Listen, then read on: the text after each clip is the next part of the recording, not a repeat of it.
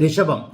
ரிஷபராசிக்காரர்களுக்கு வாரத்தின் நடுப்பகுதியில் இந்த வாரம் சந்திராஷ்டமம் ஆரம்பிக்குது. அதாவது புதன்கிழமை இரவு 8:10. புதன்கிழமை ராத்திரி 8:10 வியாழக்கிழமை வெள்ளிக்கிழமை 2 நாள் முழுக்க சந்திராஷ்டமம். சனிக்கிழமை காலையில 5:38 இப்போது சந்திராஷ்டமம் முடிகிறது. ஆகவே வியாழன் வெள்ளி இந்த 2 நாட்களும் சந்திராஷ்டம தினமாக இருந்தாலும் இன்னும் ஒரு வருஷத்துக்கு குருவின் பார்வையில சந்திரன் 8ல மறைவார்ன்றதுனால பெரிய கஷ்ட நஷ்டங்கள் இருக்காதுங்க.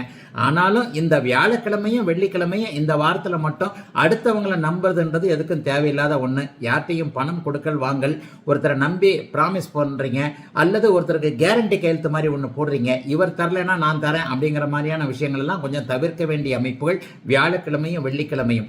மற்றபடி இப்போது ரிஷபராசிக்காரர்களுக்கு பெரிய சோதனைகள் கண்டிப்பாக இருக்காது. சிலருக்கு நற்பொருள் சேர்க்கை என்று சொல்லப்படக்கூடிய குடும்பத்துக்கு எதனா பொருள் வாங்கக்கூடிய அமைப்பு இருக்கு.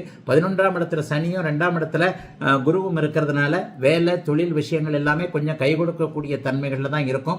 குடும்பத்துல கூட பெரிய பிரச்சனைகள் இருக்காது.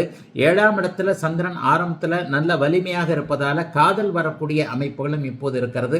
காதலன் காதலி உறவுகள் கூட மன கஷ்டத்தோடு போகாமல் ஓரளவிற்கு நல்லவைகளை தரக்கூடிய ஒரு நிம்மதி சந்தோஷம் இருக்கக்கூடிய நல்ல வாரமாகவே அமைந்திருக்குதுங்க. அத்தனை ரிஷபராசிக்காரர்களுக்கும் வயதிற்கு ஏற்ற வகையில் இந்த வாரம்